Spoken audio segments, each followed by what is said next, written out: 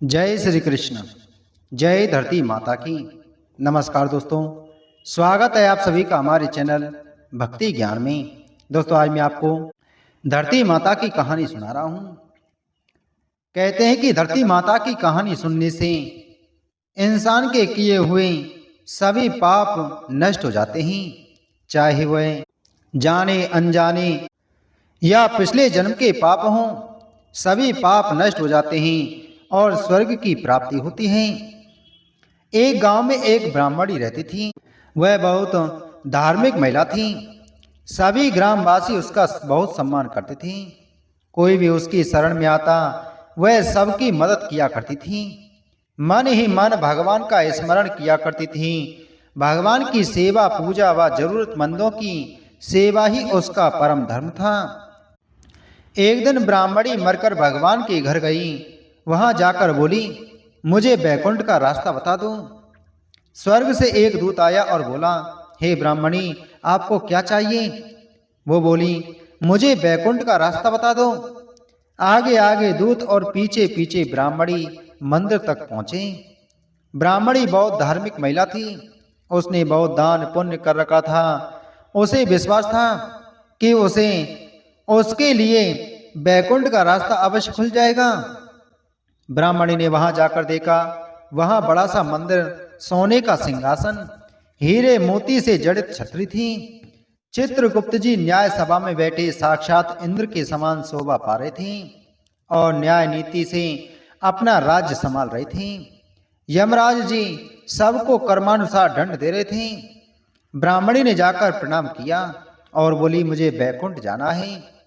चित्रगुप्त ने लेखा सुनाया और कहा कि ब्राह्मणी, तुमने सब धर्म किए, परंतु धरती माता की और भगवान गणेश जी की कहानी नहीं सुनी। इसलिए तुम्हारे सिर पर धरती माता का और गणेश जी का कर्ज है। बैकुंठ में कैसे जाएगी? ब्राह्मणी बोली, धरती माता की कहानी के क्या नियम हैं? चित्रगुप्त जी बोले, कोई 1 साल, कोई 6 महीने, कोई 7 दिन ही सुने, पर धरती माता की कहानी अवश्य सुने, फिर उसका उद्यापन कर दें। धरती माता की कहानी सुनने से जाने अनजाने किए गए पाप कर्मों को धरती माता हर लेती हैं। स्वर्ग लोक में धर्म को ही स्थान प्राप्त होता है, जहां पाप के लिए कोई जगह नहीं है। धरती माता की कहानी पीपल के पेड़ के नीचे बैठकर सुननी चाहिए। फिर ब्राह्मणी बोली, गणेश जी की कहानी कैसे सुननी चाहिए? चित्रगुप्त जी बोली, कोई भी कहानी सुने उसके बाद गणेश जी की कहानी जरूर सुननी चाहिए। गणेश जी की कहानी सुनने से भगवान गणेश जी महाराज प्रसन्न होकर स्वर्ग लोक का रास्ता सुगम कर देते हैं और घर को धन धान्य, सुख समृद्धि और वैभव से भर देते हैं। यह बात सुनकर ब्राह्मणी ने प्रार्थना की कि मुझे 7 दिन वापस पृथ्वी लोक पर जाने दो, मैं कहानी सुनकर वापस आ जाऊंगी। चित्रगुप्त जी ने उसका लेखा जोखा देखकर 7 दिन के लिए पृथ्वी पर भेज दिया। ब्राह्मणी जीवित हो गई। ब्राह्मणी ने अपने परिवार वालों से कहा कि मैं 7 दिन के लिए धरती माता की कहानी और गणेश जी की कहानी सुनने के लिए वापस आई हूँ। इन कथाओं को सुनने से बड़ा पुण्य मिलता है। उसने पीपल के पेड़ के नीचे बैठकर परिवार के साथ 7 दिन तक धरती माता और गणेश जी की कहानी सुनी। अब ब्राह्मणी धरती माता की कहानी कहने लगी। प्राचीन समय की बात है। एक गांव में एक माँ और उसका बेटा बेटी रहा करते थे। माँ गरीब थी। वह मजदूरी करके अपने परिवार का पेट भरती थी। धीरे धीरे दिन गुजरते गए और बच्चे बड़े होने लगे। बेटी शादी के योग्य हो गई। तब माँ बूढ़ी हो गई।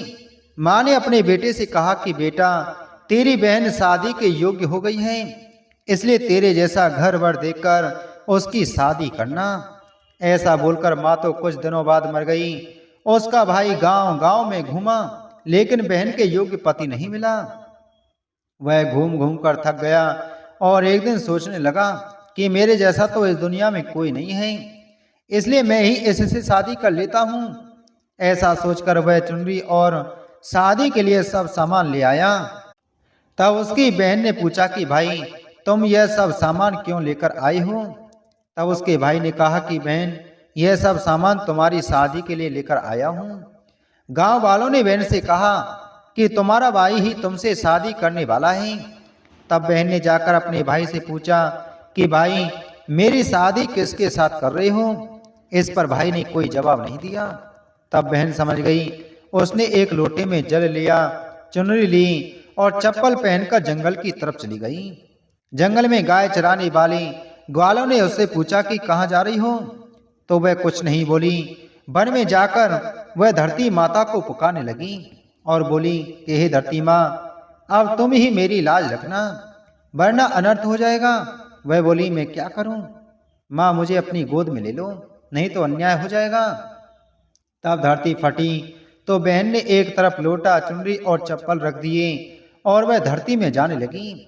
इतने में दौड़ता हुआ उसका भाई जंगल में आया और उसने ग्वालों से पूछा कि मेरी बहन किधर गई है? ग्वालों ने कहा कि तेरी बहन इधर गई है। वह बहन बहन पुकारता हुआ उस तरफ दौड़ता है। वह देखता है कि बहन धरती में समा रही है। यह देखकर वह बहन को पुकारता हुआ उस तरफ दौड़ता है। तब तक उसकी बहन धरती में समा चुकी थी।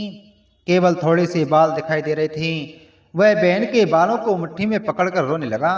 बहन, तू सत्य के लिए धरती माँ की गोद में समा गई। मेरी बुद्धि भ्रष्ट हो गई थी। माँ का वचन निभाने के लिए मेरे जैसा कोई वर नहीं मिला, इसलिए ऐसा विचार आया। ऐसा बोलकर वह जोर जोर से रोने लगा। पर धरती माँ ने सत्य के लिए बेटी को अपने में समा लिया। जो बाल बाहर रह गए थे वे दो बन गए। इसलिए औरतें धरती माता की कहानी सुनती हैं और चुनरी, चप्पल, लोटा, बर्तन में हरी मूंग और लड्डू कुंवारी कन्या को देती हैं। जो भी धरती माता की कहानी सुनता है, धरती माता उसको सुखी रखेंगी। हे धरती माता की कहानी कहने, सुनने और हुंकार भरने वाले सभी को सुखी रखना। बोलो धरती माता की जय। उसके बाद में ब्राह्मणी ने गणेश जी की कहानी कही। वह बोली, सभी कहानी सुनने के बाद में भगवान गणेश जी की कहानी जरूर सुननी चाहिए, तभी कथा और कहानी का पूर्ण रूप से फल प्राप्त होता है और भगवान गणेश जी सभी मनोकामनाओं को पूर्ण कर देते हैं। बहुत समय पहले की बात है। एक गांव में एक गरीब अंधी बुढ़िया अपने बेटे और बहू के साथ रहती थी। बुढ़िया माँ गणेश जी की बहुत बड़ी भक्त थी। वह प्रतिदिन श्रद्धा के साथ गणेश जी की पूजा करती थी, भोग लगाती थी, उसके बाद ही अपना भोजन ग्रहण करती थी। गणेश जी उसकी भक्ति और श्रद्धा से बहुत प्रसन्न होकर बूढ़ी माँ के पास प्रकट होकर कहने लगे, बूढ़ी माँ, तुम रोज मेरी पूजा करती हो, मुझे भोग लगाती हो, इससे मैं बहुत प्रसन्न हूँ। तुम्हारी इच्छा अनुसार जो चाहिए वह मांग लो, मैं तुम्हारी सारी इच्छाएं पूरी करूंगा। बूढ़ी माँ ने कहा, मैं क्या मांगूं, मुझे तो कुछ मांगना नहीं आता। गणेश जी कहते हैं, जो चाहिए वह मांग लो, या तुम अपने बहू बेटे से पूछकर मुझे कल बताना, मैं कल फिर आऊंगा। ये बातें सुनकर बुढ़िया अपने बेटे के पास गई और बोली कि आज गणेश जी प्रकट हुए थे और यह कहकर गए हैं कि मैं जो चाहूं उनसे मांग सकती हूँ, बता मुझे क्या मांगना चाहिए। बेटा कहता है, तुम गणेश जी से धन मांग लो। तब बूढ़ी माँ अपनी बहू के पास जाती है और कहती है कि गणेश जी ने आज मुझसे कहा है कि मैं जो चाहूं उनसे मांग सकती हूँ, मुझे क्या मांगना चाहिए बताओ। बहू कहती है कि तुम गणेश जी से पोता पोती मांग लो। बूढ़ी माँ अपने बेटे और बहू की बात सुनती है और सोचती है कि हर कोई अपने लिए मांग रहा है, अपने बारे में सोच रहा है, मेरे लिए कोई नहीं मांग रहा है और ना ही मेरे बारे में सोच रहा है। सब अपने अपने मतलब की बात कर रहे हैं। इसलिए वह बूढ़ी माँ पड़ोसन के पास जाकर कहने लगी, मुझे गणेश जी ने जो चाहिए वह मांगने को बोला है, बताओ मैं क्या मांगूं। मेरे बेटे ने मुझसे पैसा, धन दौलत मांगने को कहा और मेरी बहू ने मुझे पोते पोती मांगने को कहा। बूढ़ी माँ की बात सुनकर पड़ोसन ने कहा, ओ बूढ़ी माँ, तू आधे दिन तक जीवित नहीं रहेगी, तू धन दौलत का क्या करेगी। तुम अपने लिए आंखों की रोशनी मांग ले, इससे जीवन अच्छे से व्यतीत हो सकता है। बूढ़ी माँ ने सबकी बात सुनी और अगले दिन गणेश जी की पूजा करने बैठ गई। गणेश जी को भोग लगाया। तभी वहां गणेश जी प्रकट हुए और बोले, बोलो बुढ़िया माँ, तुम्हें क्या चाहिए। बुढ़िया कहती है, अगर आप मेरी भक्ति से प्रसन्न हो तो मुझे 9 करोड़ की माया दें, निरोगी काया दे, अमर सुहाग दे, मेरी आंखों में रोशनी दे, पोता दे और मेरे पूरे परिवार को सुख दे और अंत में मुझे मोक्ष दे। गणेश जी बोले, बुढ़िया तूने ये मांगकर मुझे ठग लिया, लेकिन जैसा मैंने कहा मैं तेरी सभी इच्छाओं को पूरा करूंगा। इतना कहकर गणेश जी महाराज वहां से अंतर्ध्यान हो गए। बुढ़िया को वह सब कुछ मिल गया जो वह चाहती थी। हे गणेश जी महाराज, जैसा आपने उस बूढ़ी माता को दिया वैसा ही हमें देना। बोलो गणेश भगवान की जय। 7 दिन पूरे होने पर वापस धर्मराज जी का बुलावा आया और ब्राह्मणी को बैकुंठ में श्री हरि के चरणों में स्थान प्राप्त हुआ। जो कोई भी प्राणी धरती माता की कहानी सुनता है, मृत्यु के समय सभी पाप कर्म धरती माता हर लेती हैं। जो कोई भी कहानी के अंत में गणेश जी की कहानी सुनता है, गणेश जी महाराज उसको मोक्ष प्रदान करते हैं और घर को अन्न धन से, सुख समृद्धि से और वैभव से भर देते हैं। वह प्राणी को बैकुंठ में स्थान प्राप्त होता है। तो आप सभी प्रेम से बोलें, बोलो धरती माता की जय, बोलो गणेश जी महाराज की जय।